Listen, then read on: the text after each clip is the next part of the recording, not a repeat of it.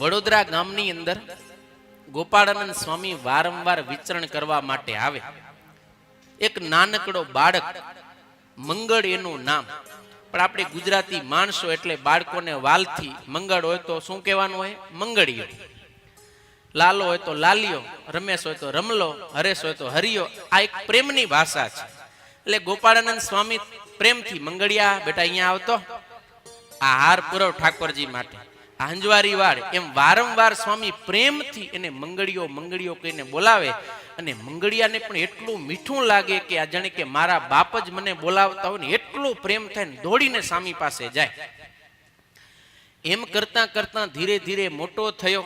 સ્વામીની કૃપા થઈ અને એ મંગળિયાને ગાયકવાડ સરકારમાં કારભારીનું પદ મળ્યું.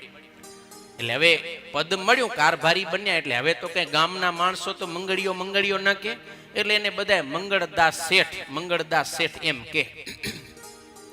ગામમાં બધા આવે તો અદબ વરે સલામ ઠોકે, આમ મોટપ થોડીક મળવા માંડી. એટલે ધીરે ધીરે માન વધવા માંડ્યો.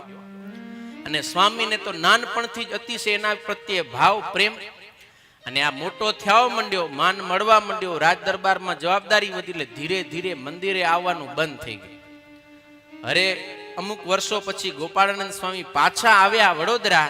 એટલે જોયું પણ મંગળિયો આવે નહીં. એટલે સ્વામી કોઈક હરિભગત દ્વારા બોલાવ્યો કે આપણા ઓલા મંગળિયાને તો બોલાવજો. એટલે હરિભક્તોએ કીધું કે સ્વામી તમને યાદ કરે. એટલે સ્વામી આવ્યા છે એમ જાણીને સમય કાઢીને એ શેઠ આવ્યા.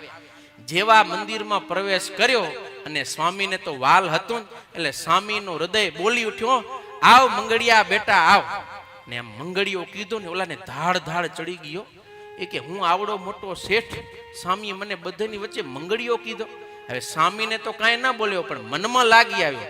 એટલે મંદિરથી ઉતરતા નાના સંતો બેઠા હતા ને, વળતો હોય ને ત્યારે કીધું એ કે સ્વામીને જરી કહેજો એ કે હવે હું મોટો થઈ ગયો, હવે મંગળિયો નથી, હવે મંગળ શેઠ છું. શું છો? એ કે મંગળ શેઠ છું હો. સ્વામીને કહેજો જરી વિવેક રાખી. આમ બોલાઈ ગયો, સમજ્યા? સંતોએ આવીને વાત કરી કે સ્વામી હવે આ શેઠને જરીક માઠું લાગ્યું. સ્વામીએ સંકલ્પ કર્યો કે ઠીક છે, એનું માન, સમજે, આટલું જ.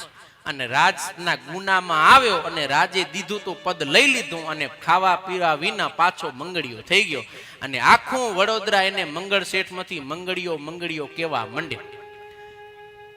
ખાલી એક ગોપાળાનંદ સ્વામી મંગળિયો કીધો એમાં રાજી રહ્યો હતો, આખી વડોદરા એને મંગળ શેઠ કહેતી હતી. પણ સ્વામી આગળ પણ માન રહ્યું તો એનું પદ આખું ચાલ્યું ગયું.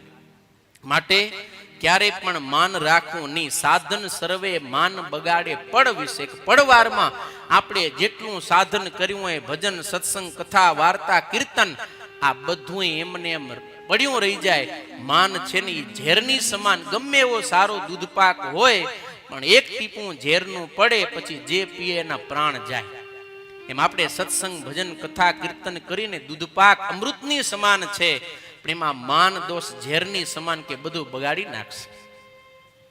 માટે એ માન દોષથી બચવું.